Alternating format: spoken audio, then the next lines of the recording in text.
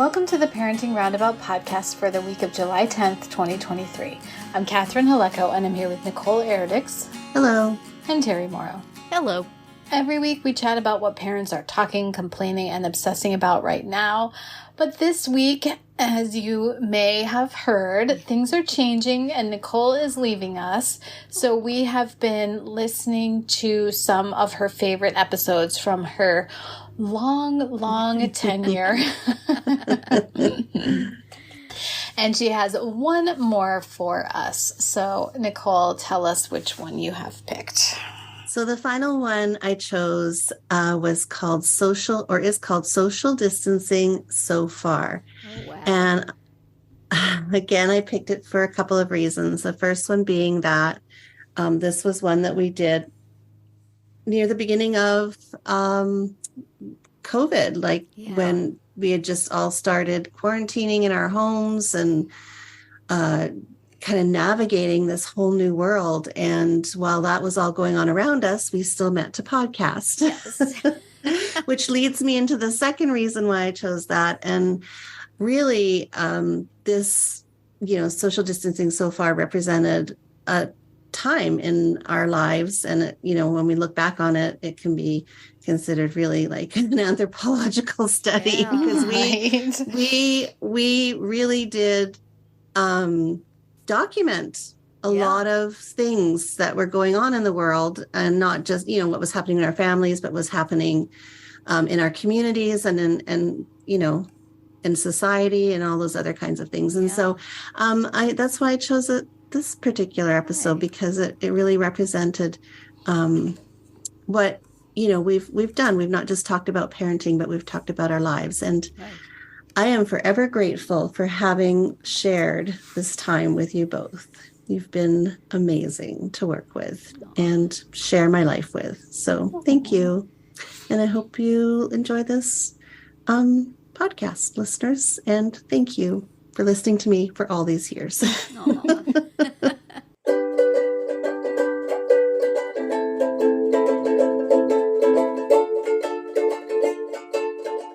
Today, we're talking about how everyone's doing with this social isolation, social distancing, quarantine situation.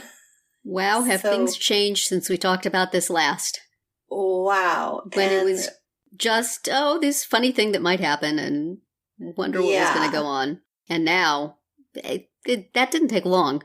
It was like 24 hours after we talked about it, stuff was already going down. Well, in the space of a week, we've had my daughter pack up her dorm and come home. And the state of California has officially announced a lockdown for all residents. The Canadian and U.S. border has closed to non-essential travelers. The list is just growing by the day. It really is. Yeah. So how's it affecting both of you and your families? What's happening in your homes? I'm curious about California. What is considered to be like essential and non-essential? Can you still go get takeout, or is that non-essential?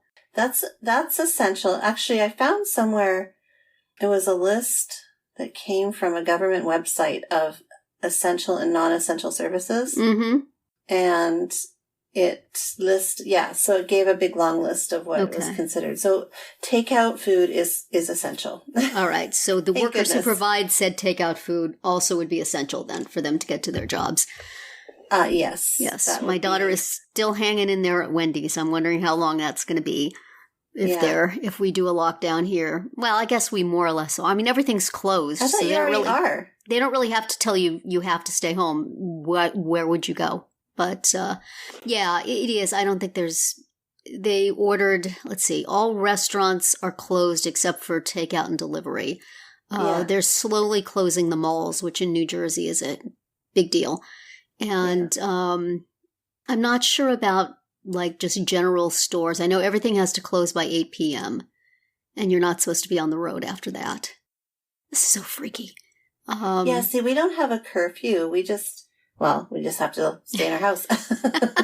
But a lot of businesses, especially the small ones, have closed down. Yeah, I feel terrible for them. I'm trying to as much as possible, the local businesses that are still open, I'm trying to give them business. And it's so weird. I mean, it's not that much of a change of lifestyle for me because I work at home and I really don't get out much, but I have a lot of company now. And exactly. That's distracting. I second all of that. and just the news is distracting and constantly like doing 5 minutes of work and then saying, wonder if there's anything new. Have they announced anything else? I better spend 45 minutes on Facebook and researching things.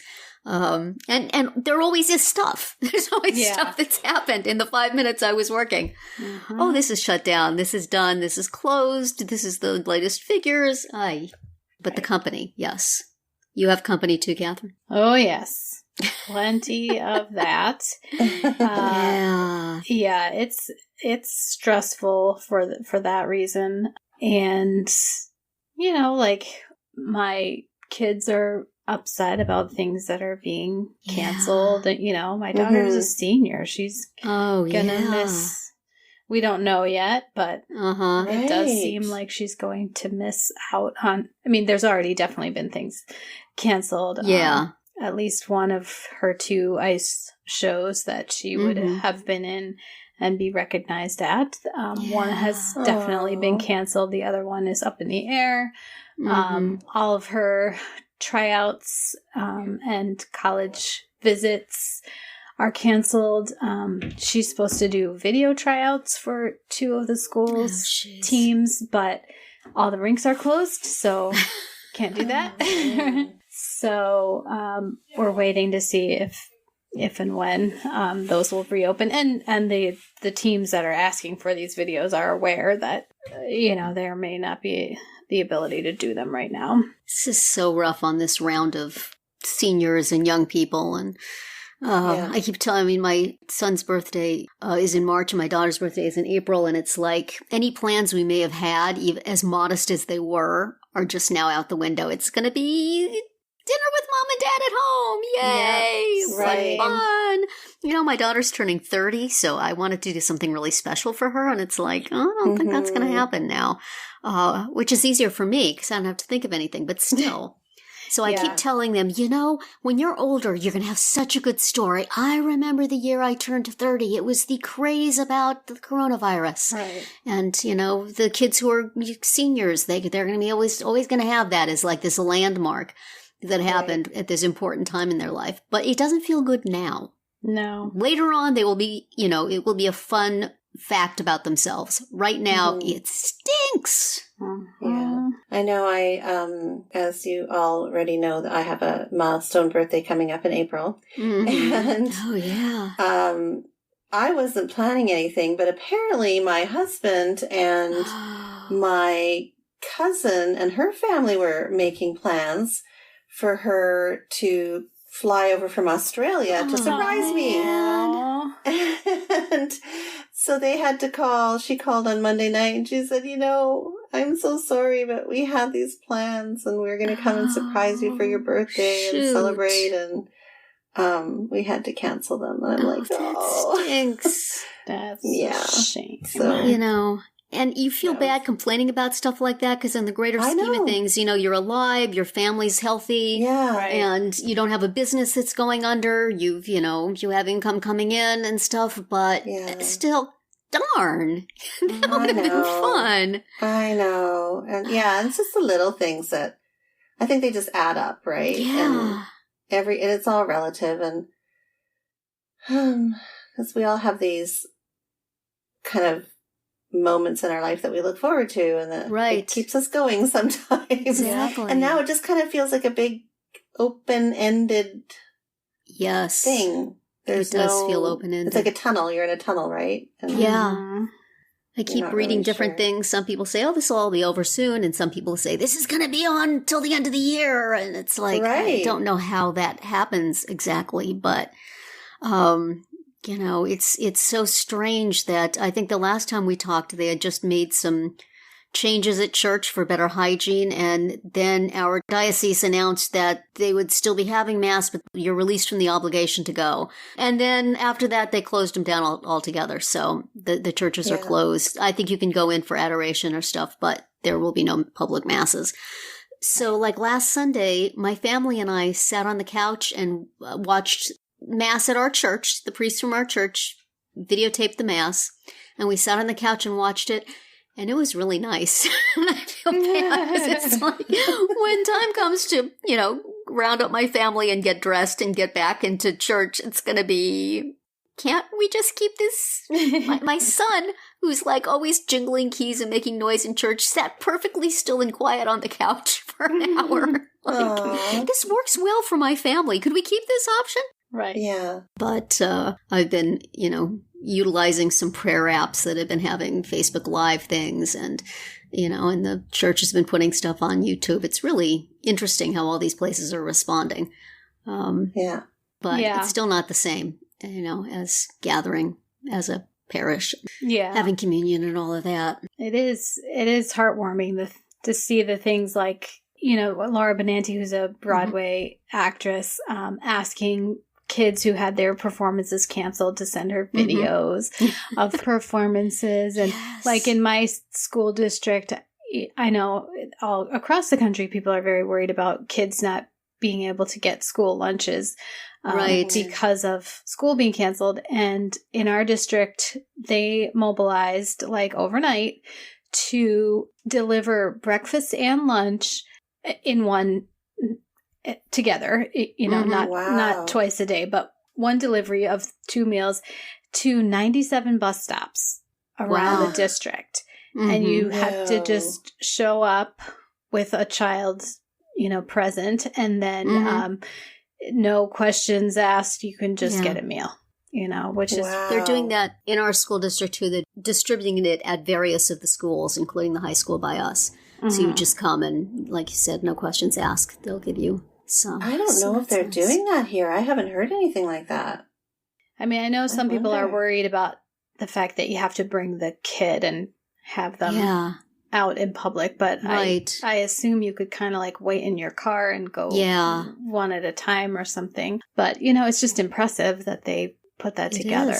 Yeah. I don't know why I'm really hyper-focused on this, but I'm really stressed about the families who are essential workers, but yet their kids can't go to daycare because daycare is non-essential. Daycares are open here.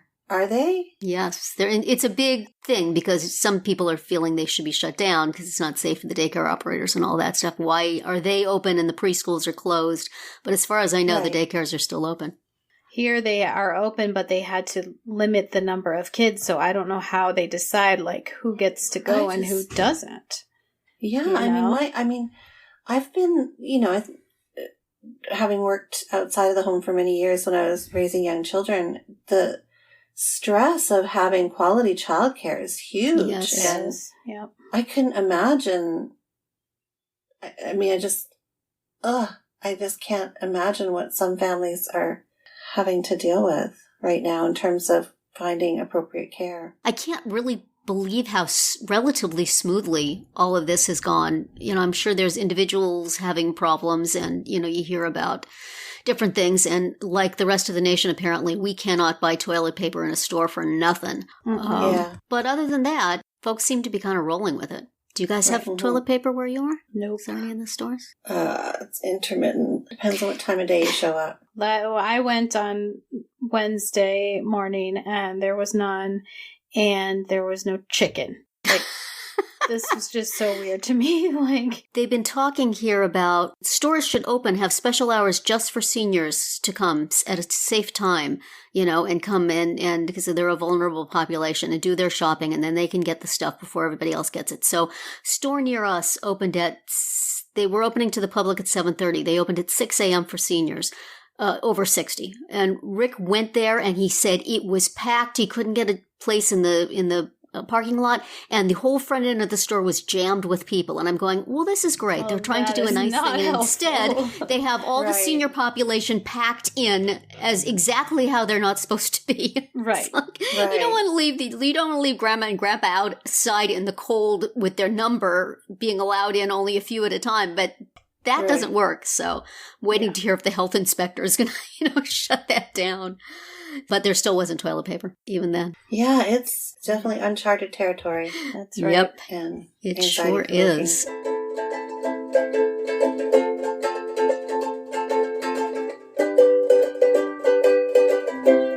Well, that's it for today's memory from Nicole, and we are so sad to see her go, but she has promised to maybe pop back in if she has some news or something, she's just dying to talk about. We will welcome her back anytime. It's a good TikTok video that she wants to share with us. In true entertainment form, we're never really gone. That's right.